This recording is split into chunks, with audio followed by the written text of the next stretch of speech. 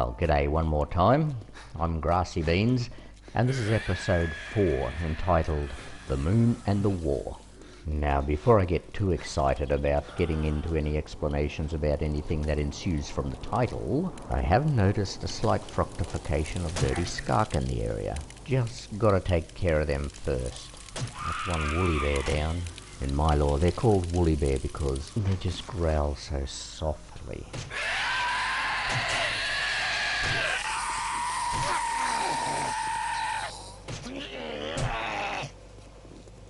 My word, they've brought the brethren. They're all here. I think my best course of action here is to duck and run lickety-split. Luckily, during the days, they're not all that quick, and it is possible to put some distance between yourself and the skunk, and if you can achieve that, they will ultimately lose interest. But of course, there's always more.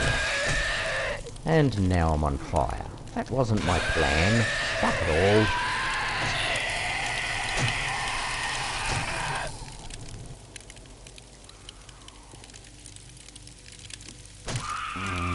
Such a soft woolly bear growl. Tart.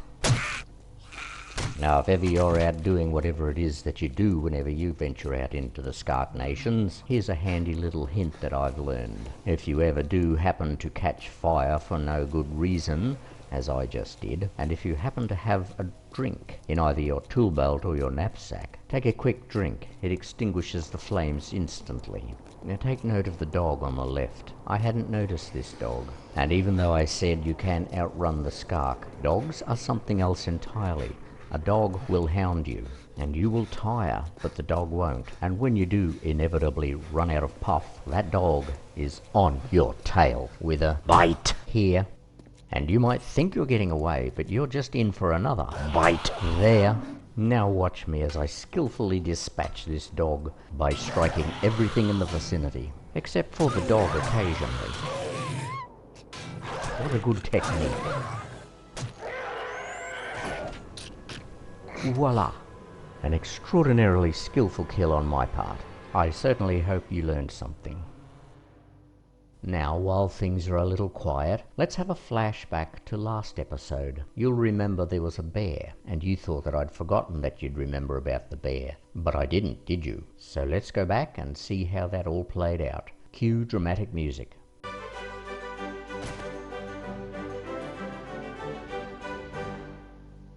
And that's how that played out.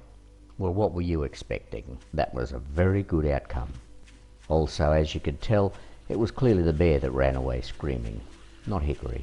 Hickory wouldn't run off screaming into the woods like some sort of a bear. Hickory has far more important things to scream about. One of them is the war. And we're back after one more reciprocal event. Eventually, I will get round to explaining the reciprocal event in much more detail. But this isn't a reciprocal event episode.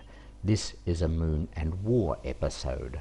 And the question that I'm hearing you ask is, what does the moon have to do with the war? And the short answer to that is pretty much everything. So I think I have about 3 minutes and 26 seconds of free time before the next action sequence. So I'm going to spend that time talking about some unspoken truths regarding the moon. If you'll recall from episode 1, I mentioned that the timeline for my game world started in July of 1979, and it involved mining on the dark side of the moon. Now that is one of the unspoken truths that I'm going to be talking about. First of all, I want to correct myself. When I talk about the dark side of the moon, I should be saying the far side of the moon, because all sides of the moon get equal amounts of light. There is the far side and the near side. There is no dark side or light side. That's just something everybody seems to say. Except me, because I've corrected myself. Many moist and profound accolades coming my way for that. Now, the next unspoken truth that I want to discuss involves the early days of man's space exploration and the early missions to the moon. Now, don't get me wrong, I'm not going to suggest that they never happened, or that they were in any way staged or falsified. I wouldn't do that. No, for the telling of my story, I need for those things to be real. So let's for the moment just pretend that they did actually happen. So yes, it is a reality. Man did actually get to the moon. It's common knowledge. But it's what happened once we were there, and I'm talking about the mining at this point, among other things. But the mining was the major factor that came to light, and it was the catalyst that ignited the worldwide rebellion. And so began the very last war to end all wars. A war that was not only a war of attrition, but one of complete, merciless, and relentless annihilation. This was the war that you all know about. It's the war that ended life as we know it, and became one of the formative events of the game world for 7 Days to Die. The world that you see here. Now you might be wondering what Hickory is doing underwater. After all, doesn't Hickory have a crippling phobia of water? Yes, but we all know the best way to beat a phobia is to face it head on, little by little, step by step, and that is what Hickory is trying to achieve. And that's the story I'm sticking to. So now let's get into the nitty-gritty of what's really going on the moon. And this isn't one of those conspiracy theory talks. This is actual fact. Sure, I made them up, but they are nonetheless facts. Yeah, you come and get me, Blister Boy. Perhaps a little bow and arrow music.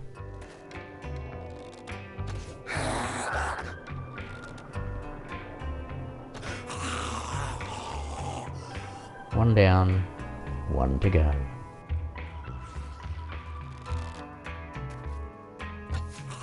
Ooh, he took an arrow to the knee. There'll be no more adventures for him.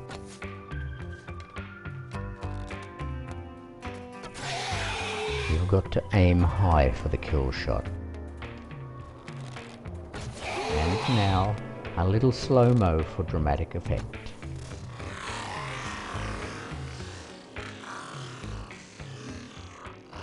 That was peachy.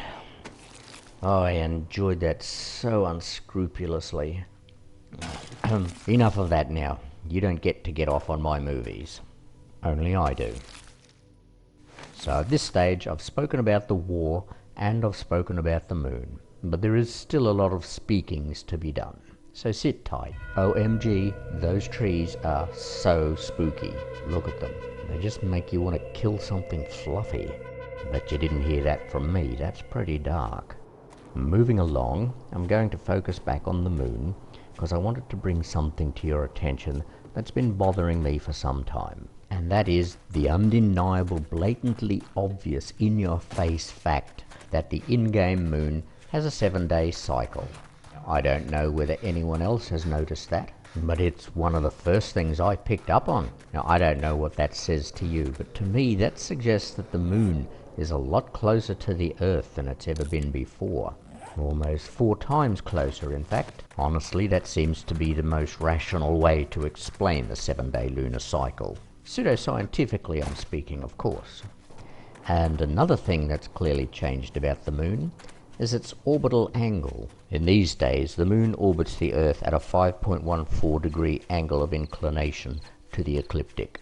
In the game world, it's apparent that that angle no longer exists, and the observation that I've based that statement on is the fact that every 7 days, in-game, the moon enters lunar eclipse, which is, of course, the blood moons, which attracts the hordes, which is just one more thing that I will get round to explaining later on. But just for now, won't you come inside? I've got something you are going to want to see. Yes, just walk with me. Not much farther now. Ta-da! Yes, I tricked you. There was nothing. Ah, but hearken. I hear the sound of gathering skarken. I need embattlement music.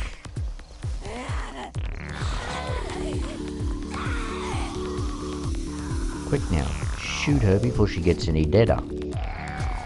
Terrible.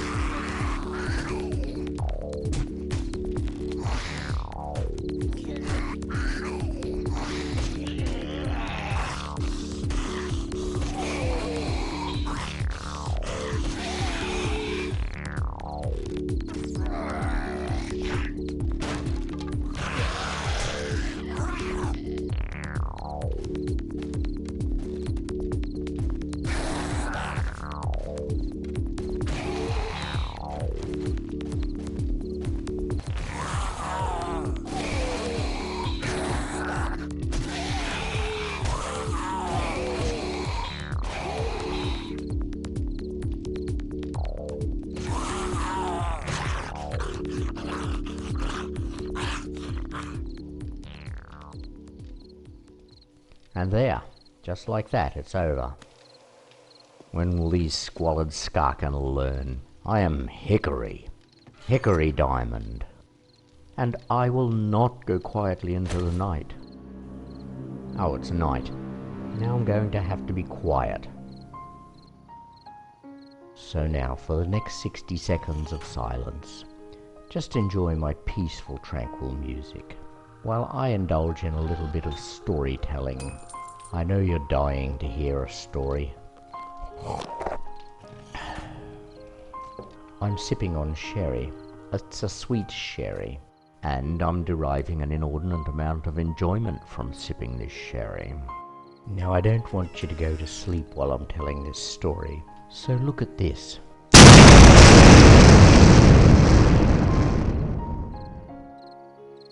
Sorry I had to do that, but you weren't paying attention, and you were starting to look a little drowsy. I do want you relaxed, but not that relaxed. You do need to pay attention. And what do you know? The 60 seconds of silence is almost up, so my story is finished before it even began. Of course, you realize there was no story. I was just dicking around at your expense. Yes, I do that a little bit now and then. So we're on the road again, which means Hickory is heading back to town. Now this looks like it might have the makings of another bow and arrow sequence. Where's that bow and arrow music? Here it is.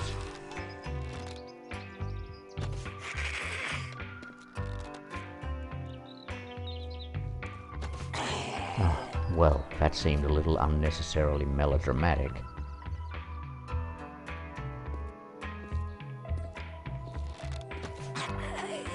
Oh, the theatrics.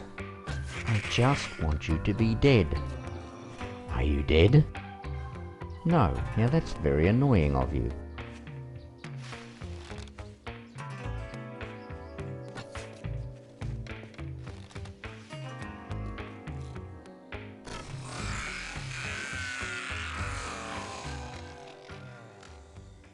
Good headshot.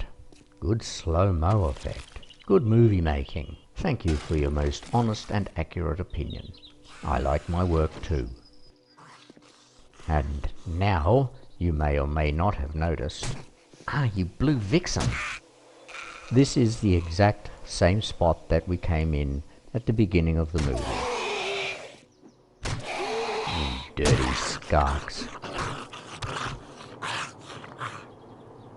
So now it appears to be all clear. I am going to town. And there are a few good reasons I'm heading back to town. One of those reasons is purely for exploration. Now just one sec while I take this guy. And ouch! I've taken damage from a projectile vomiting. And that of course came from the gullet of that waddle trotter in the distance. Why on earth would you call a cop a waddle trotter? There's a couple of reasons. One reason is the obvious waddle when they walk, and that's even more exaggerated when they run. And the other reason I'm not going to state so conspicuously. I'll reveal it as a short story delivered somewhere else in the episode. If you pick up on it, that's good. If you don't, it won't matter anyway. But just for now, I was listing my reasons for coming back to town. As I said, one of them was for exploration. Another reason is to gather resources. Towns, of course, being the richest source of resources in the game. And the Skarken are aware of that fact. That's why they gather in towns. I'll go into more detail as to why that is in another episode. One other reason that I've come back to town is because I'm wanting to establish another base. Having a base in town is a lot more convenient for the gathering of resources, and I've chosen this building. It looks pretty good to me. Now you'll remember back in episode 1, I mentioned that a lot of the time that I spend in my inventory I have cut out. Now this is a classic example as to why. Here I'm looking for wood frames to seal off the doorway to keep the skark out. What a complete and utter waste of time. May as well just fade to some battle music.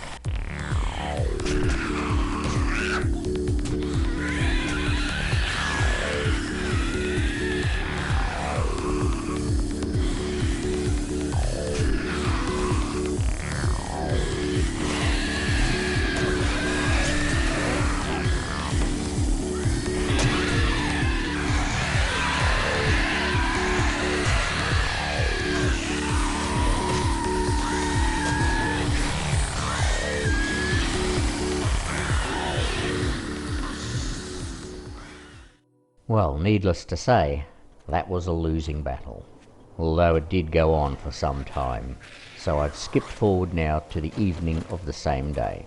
Still in town, and still for the same reasons. Oh, Susan, really? I'm dignified. So I still have a lot of ground to cover regarding the moon and the war, and it's going to take way more than one episode to explain everything fully. So I'll put a bow on this episode regarding the moon and the war right after this.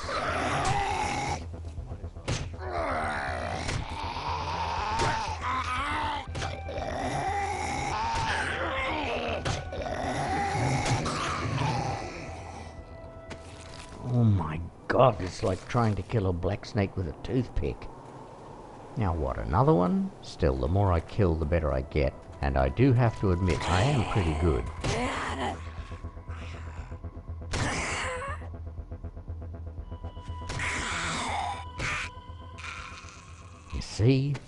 You see how easy that was for me? I barely had to do anything. Ow, crack! And then this grunt comes along, and now I've got a broken fetlock. That's really gonna slow me down. Well, I've just mopped the floor with that lot, and now I've got a dog problem. I think I'll use that same swing and miss technique that I used earlier in the video. It was excellent.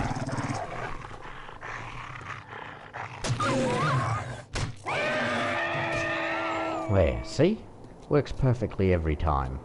And now, I think we have another bow and arrow sequence coming up, so here's some more bow and arrow music for you.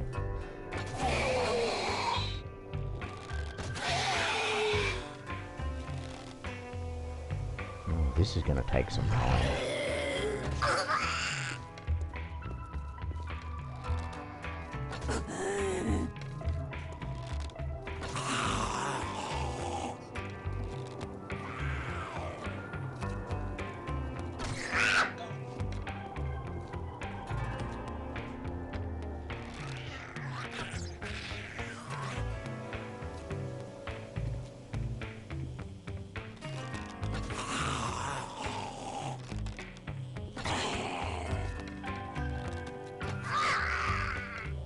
Dropping them like flies. Got 'em, dude.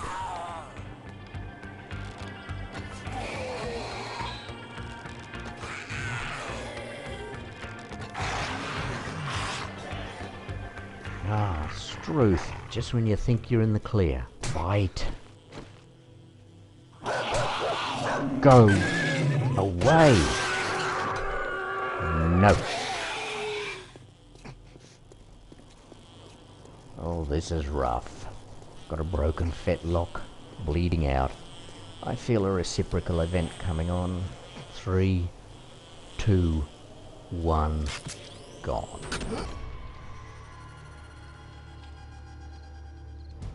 And now I can get back to the story, although we're nearing the end of the movie, so it's a little bit pointless doing that.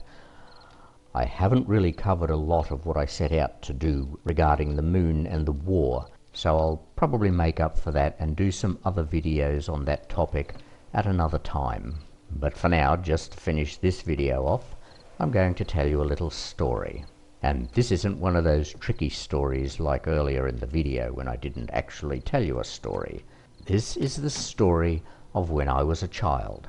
I'm actually one of a large family of children, and our mother used to feed us with some very interesting dishes, one of which was tripe, the lining of a pig's stomach, which I despised. It's the most grotesque thing you could ever eat as far as I'm concerned. However, my mother adored it. Another thing she fed us, which I actually did enjoy eating, and it was the lower end of a pig's leg, which was cut off at the knee. They were boiled in water for several hours and served as a hand food, which meant that you held them in your hand and just gnawed on them, and they were called pig trotters. We considered them a delicacy. We would just gnaw away at the skin and the little bits of meat caught between the bones and the toes. I don't know why I felt I had to tell you that story. Doesn't seem to have much point. It could be just that it relates back to something I mentioned earlier in the video. Who would know? And if you don't, you might just have to watch the episode again. Now, just in case you weren't paying attention, If you look at the time and the day, you'll see we're approaching Horde Night. Goodbye. This is the end of episode 4. There is still so much more to come. You should join me again in the next episode.